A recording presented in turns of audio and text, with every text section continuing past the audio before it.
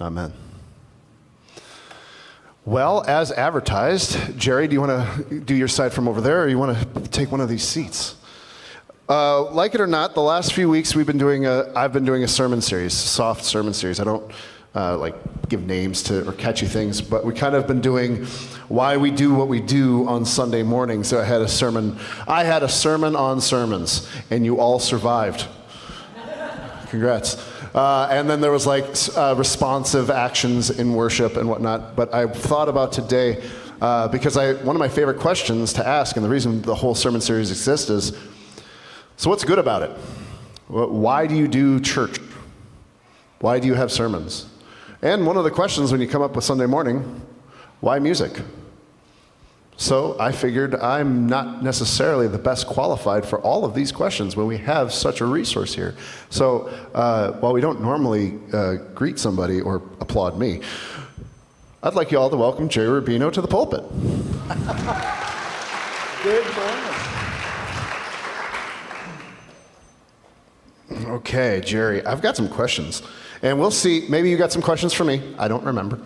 But I've got some questions for you, and we can either riff. I gave you the mic. And we can riff a little. You guys don't have lunch plans, right? We're all here for a minute. Okay.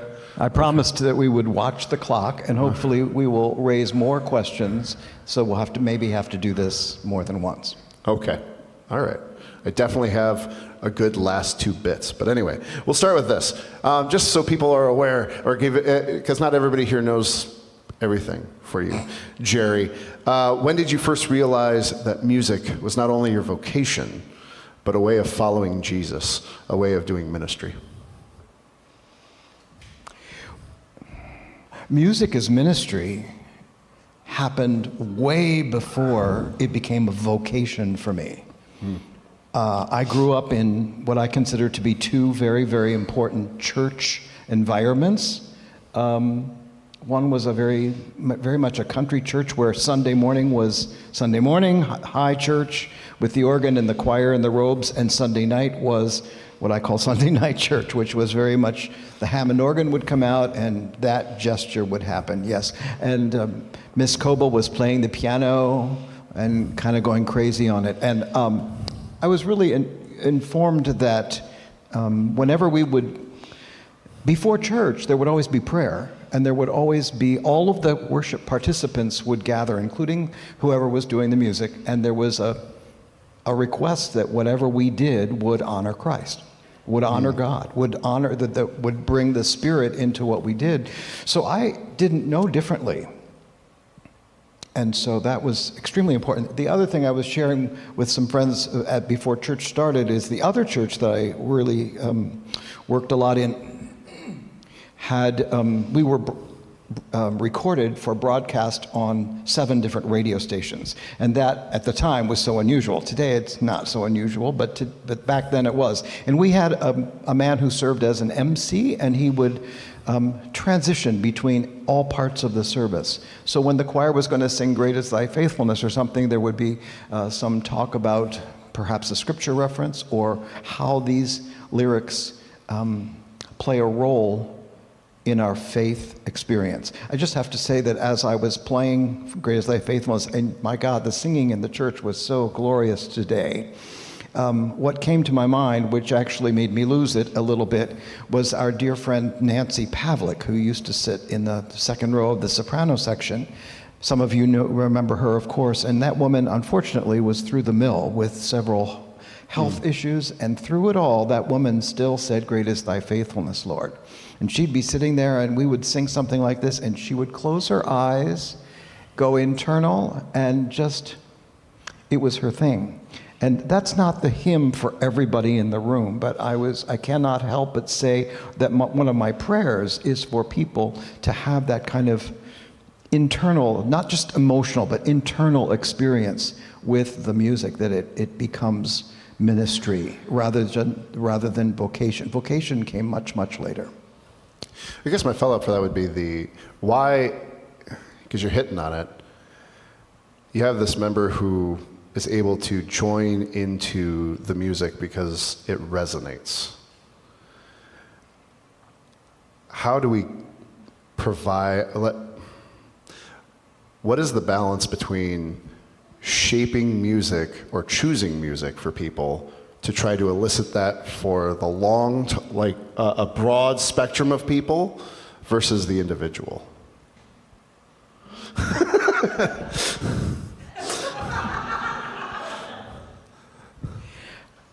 My first position in Minnesota was to teach at Northwestern College, and I was given an assignment to teach a class called Worship and Church Music. So I had to develop a philosophy of this. One of the things that I hear at Spirit of Hope is, if you didn't like the music this week, wait a week, it'll change, something will happen next week. My hope is that any gathering of people, yes, we are Spirit of Hope, yes, we are a Methodist church, yes, we are a Christian church predominantly, and so forth. So therefore, we have developed a style of music that we're used to, partly because I've been here for so long. If somebody comes in new, they will, even my subs play differently than me. They bring different style, they bring different energy. And the difference is what is crucial, because it reflects the congregation. So here's the kicker for me. When I was teaching worship and church music, there was a very careful word thrown out, and that was education. Does a music director educate the congregation? In subtle ways, yes. In subtle ways, I try to invite you when I introduce the worship choruses for a way into them. Some people have told me that repetition of the worship choruses, they don't know how to get into them. Other people who grew up with them kind of understand it, and they live in that realm, but that takes an understanding. Luke has worked in a church like that, where that was the norm rather than the exception. And I would say the same thing is true too in terms of valuing, for example, the prelude this morning was Bach. It has a different feel than a gospel song that I might play. So my point would be is it really becomes up to you to kind of open your mind and heart in terms of what you're hearing or seeing or reading and participating in, and see how you can make the choice to get into this. I have to use an example. I did use a book called Rethinking Church Music when I taught this class. Rethinking got me right away. And it uses a very interesting analogy, and I will just make it brief. It suggests a theatrical comparison where instead of God prompting the leaders up front here and the choir and the musicians and you all being the audience, what this author proposed was that the prompter was Pastor Luke, was the music, and that God was the recipient, and we, the congregation, were the participants. So we are actively worshiping through what we say. And so much of what you've written lately, Luke, has really, in especially your calls to worship and your prayers, have talked about praying that we would be the active participants in the worship experience. So maybe we gently or not so gently sometimes try to share that kind of energy. Can you talk a little bit about your experience? I know about your church on the West Coast that had a very different musical experience. The church I chose to attend in high school, which I would not recommend for most folks, but had more of the musical talent of what would be called contemporary praise and worship. And it was very repetitive over and over and over again. And I can point to that music as being similar to the folk music of give me that old time religion, give me that old time religion, give me that old time. Nobody, okay. Just me, that's fine. I can point to that as like the continuation of it all the way back to what we just read in Psalm 150. I mean, repetition helps line the soul with it. And serving in an African-American church in California, we sang probably the same 6 songs every week because the experience was just, and we sang it for about an hour. And then the sermon went for at least 45 minutes. That's what I was trained under, my friends. So my long sermon of 35, all in context. And for me, I think one of the beautiful things that Spirit of Hope does, while we have a certain voice, it is much more varied and variety to have Bach played and some of our contemporary worship songs here. For me, it reflects what is aspirational as Methodists in Minnesota. Those of us who've been at conference, last year, 2 years ago, Spirit of Hope was the music at annual conference. This year, one of the most impactful musical expressions was a children's choir from one of our Korean congregations. These are folks who English is not their first language, and they are singing their hearts out. I mean, and for me, having a spiritual moment can alleviate the soul. It's like ibuprofen for a headache. But having a rich and robust music department where you can hit on different expressions, experiences, and traditions, that's holistic soul care that carries you not just through one bad moment of your day, but through your life and helps grow you.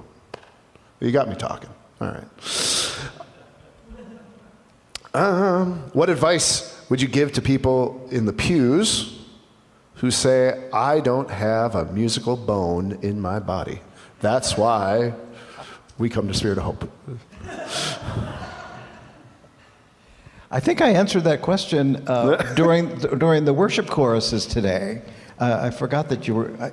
He gave me a little idea what he was going to ask, but I didn't remember. So this feels like a new question. You've heard me say this before. If you don't know the tune and don't feel that you have a good enough voice, who cares?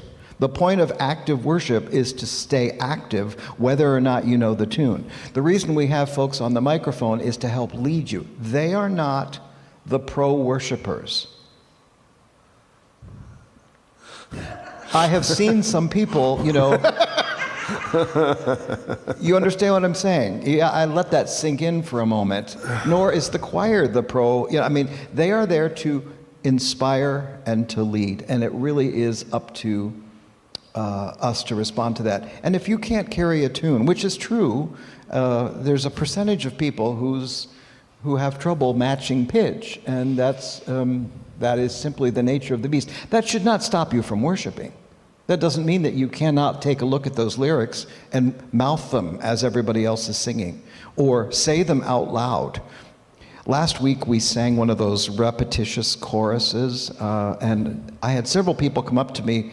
You may recall, let's see, what was the chorus? The point was it was 4 different lines that was repeated. I am the Lord that healeth thee. That was one of the verses. And so one of my suggestions, it repeats 4 times.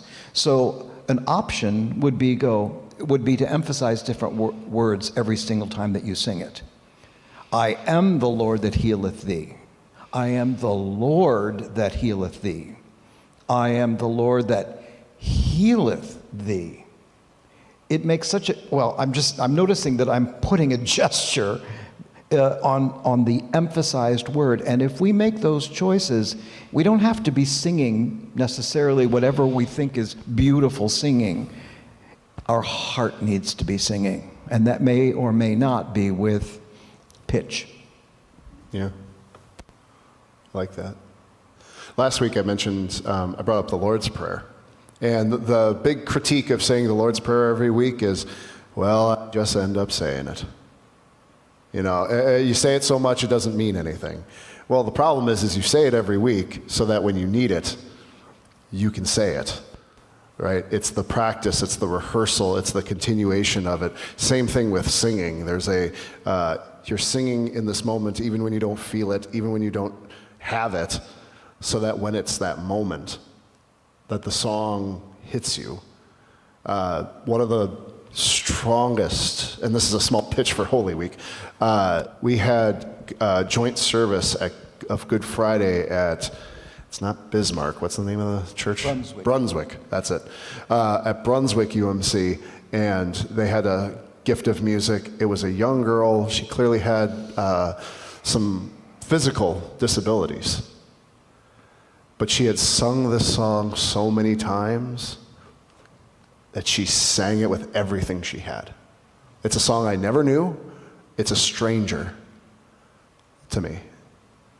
And in that moment, I felt closer to God in the rest of the service because this little girl is just feeling it. Now, this is somebody who's going to find a career in music? Probably not, but my God, it was holy for that moment.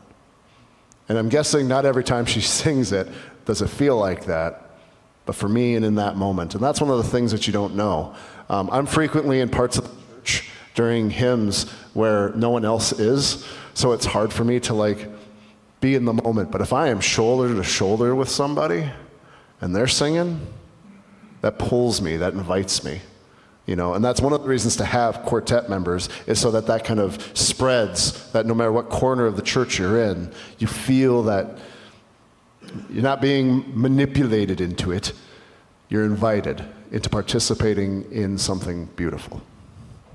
One other thing I thought of just now is that for the last 5 or 6 years, I have been actively using a different hymn book. And so you've noticed that many times the opening hymn is printed because it comes out of the hymn book I often use is New Century Hymnal, although there is of course I forgot, Faith We Sing, which is the newer United Methodist hymnal. And both of these books have changed gradual words to, especially taking out thee and thy and thou, all those. And the New Century eliminates he, except when the text is talking about Jesus. But if it's talking about God, it's much more inclusive in terms of that terminology. And some people have come up to me, because today's the first day we've sung Great Is Thy Faithfulness out of the Red Hymn Book in I don't know how long. And Trudy could probably tell me. But the point was, I've often used the other one. And people who memorize this as kids sing the old words. That's just kind of what you do. And one of my goals in using new words is to invite us to think about it. I was telling Luke that earlier that one of the things I do when I'm up at the organ saying the Lord's Prayer is I've switched for myself to say, your kingdom come, your will be done. I choose to say the word your rather than thy. It just works more for me, and it makes me think about saying the Lord's Prayer in my way. My favorite question, and I want to get to this just in case we end up going a little bit too much on this one. I want to get ahead. Looking ahead, what do you hope for the future of church music as a whole, and specifically at Spirit of Hope?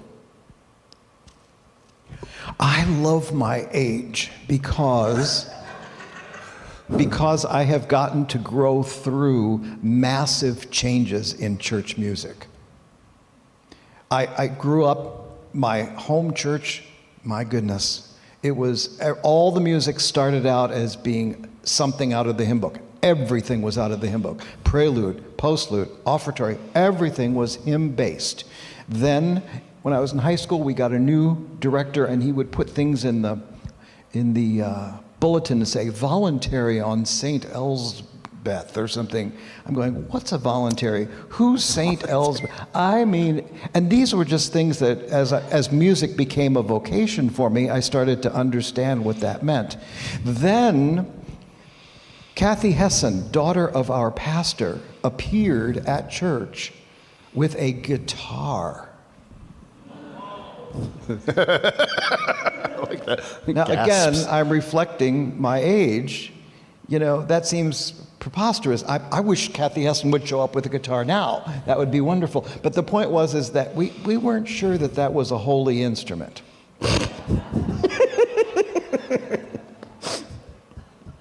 I don't think you could anoint a guitar. There was no room for that.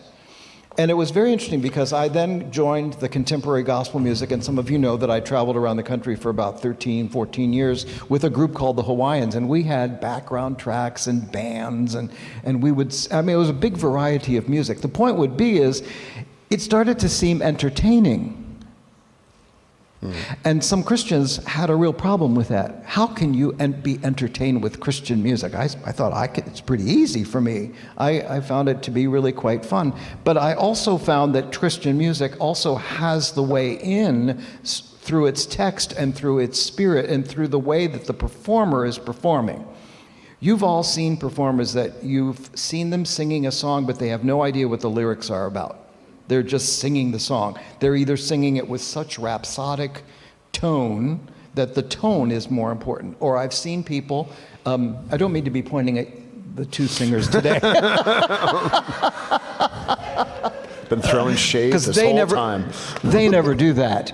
But my point is, you've also seen people who are boogieing to the beat, and they're just having a fabulous time, and that's entertaining. And I don't see anything wrong with that, and I think that God loves to be entertained. Oh, are we allowed to use words like that in church? I think so, but I grew up in an environment where there was a lot of discussion and a lot of gnashing of teeth about this. And it all comes back to integrity. The integrity of the heart and how you share it. Future, I think we're still going through a process. Contemporary Christian music has become much more performance-based, and I love it, but much of the new music that comes out that's called contemporary music would be great for our quartet to learn. It's kind of a special piece. I went to a nearby church that a certain friend right there will remember that I went because I thought, boy, this church really reflected a strong spiritual center. And I knew that they had contemporary music. And the Sunday I was there, I actually was on staff at one point, so I was there to enjoy a former youth pastor. So it was a reunion of sorts. And suddenly I found out that the whole building stood up during some special music, and they didn't do anything except stand up. Nobody was singing around me. The group up front was singing. So it turned out to be another gift of music. Now, was it interesting? Yes. Was it praise and worship? I don't know. Which is one of the reasons why I stay in trying to offer the best music that we can when we do gifts of music and do music that the congregation can find their way into. Granted, it may change weekly. We have a drum set back there that hasn't been used for a while. I would love to look forward into more the contemporary edge that is possible, but to my knowledge, we don't have those people in this body of believers yet, and we need to find them and invite them and encourage them. The goal is not to start paying more and more and more people to come in and be paid to do it. My highest goal is to help develop the gifts of the people who are in this room. And that's why I believe that we have such a strong choir. And they are coming back. It just takes a while to get the choir committed to regularity and not going up north. But October is coming. October is coming. The only extension I'd have of that is just building slightly on that integrity piece and building that, having an aspiration of growth. I've served in a number of churches, and there's always this big worry, like, is the pastor going to come in and change all the music? Or like try to push like an agenda of music style. I generally hold that music should reflect the people who are present with a heart towards an aspiration of who we're trying to reach, especially if any of the people you're trying to reach are different than you. Right? If you look around the room, like what would it mean to have music that is both expressive of the people who are seated and have a desire for creativity and reaching out to a community that's vastly different? That's just generally where I am when it comes to integrity for the future of the church. I am going to jump in to say that thanks to Luke, I can never remember the name of this, you found a grant from the conference. Yeah. And what do you call that? It's church development or the leadership development, something. Music leadership development, something. One of my other passions, I didn't mention that I really, really would love a student or two or three or four to share what I understand, So many people go to school and they don't know how to play the piano to lead a congregation in worship. And they don't necessarily know how to accompany a singer. And it's just, there aren't many schools that teach church music specifically. And I just love the fact that we have a real pipe organ up there. We're going to do a whole fine arts concert on that, so you're going to find out more than you ever believed was possible. Did you know there's 1,000 pipes up there? Most people are usually amazed to find that there's 1,000 pipes up there. And that's just one interesting tidbit. But that should be played forever. It's such a glorious, glorious instrument of leadership. And the reason why not all of you, but many of you value it is because I've been playing it for 35 years, and before that, Paul Oakley was playing it. I mean, it's been played, and it's been a leader in our worship, and I feel that it would be nice to have that part of our legacy, that it continues. And I also feel like that drum set is getting rusty, so it needs it needs playing. But that would be my goal. I'm just watching the clock. Yeah, lightning round. Now, Jerry. Lightning round. Now I'm nervous. One word, or I might give you grace and have one sentence. Hymn or chorus you never get tired of? I never get tired of? You never get tired of. Hymn or chorus you never get tired of? Great is thy faithfulness. First instrument you learned? First what? Instrument that you learned. First instrument. Piano, I was 4. A song that always makes you tear up. There's about 25 of them. The one that comes to my mind is there's a sweet, sweet spirit in this place. Yeah. That's a good one. Gospel, jazz, or classical? What's your go-to? Gospel. Oof. If I'm home, I never play. This is terrible. I mean, I never play at home. I often practice on that instrument, and if in the middle of the night I can't sleep, I go to the piano, and that's what comes out as gospel music. Mm-hmm. Composer you most love to have coffee or an adult beverage with? Composer. Yeah. Oh, Lord. Lord? That is Lord, the Lord would be great. This is, I don't know about coffee. Probably a drink. Rachmaninoff. Major. If you don't know Rachmaninoff, look him up on YouTube. Oh my goodness. Yes. That sounds like the name of an adult beverage. But anyway. Rachmaninoff, yeah. Well, vodka is right there. A piece of music that changed your life? Oh, Lord.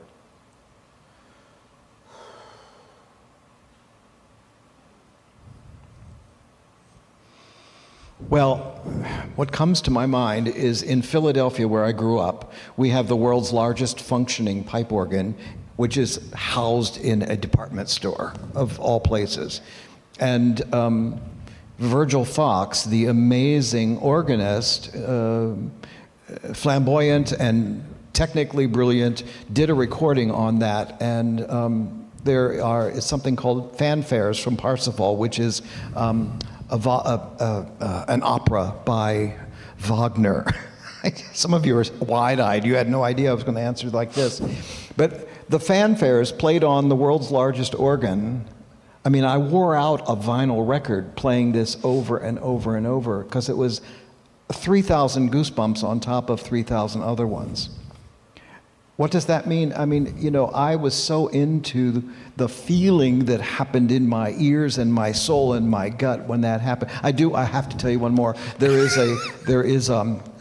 Anna Maffo was a brilliant soprano, again from Philadelphia, and she did a recording of the Rachmaninoff Vocalese, which is in C sharp minor, which means it has a high C sharp at the end, which means nothing to some of you. But to those of you who do know what a C sharp is in the soprano range, let's just say it takes practice and skill to do that. And it, of course, right near the end, she just floats right up to it, and she goes up to it, touches it, opens up.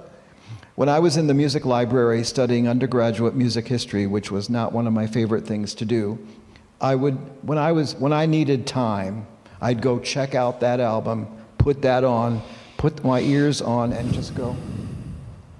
Yeah. It was joy. I wish we could ask everybody that question. That would be an interesting thing to find Piece out. of music. Well, I mean, the point of all of the bullet questions, something you can ask each other over coffee after we knock over some boxes. That's all my questions. Well, I want to do it again. This was wanna fun. do it again? This All was right. very fun. Thank you. I'll take the mic.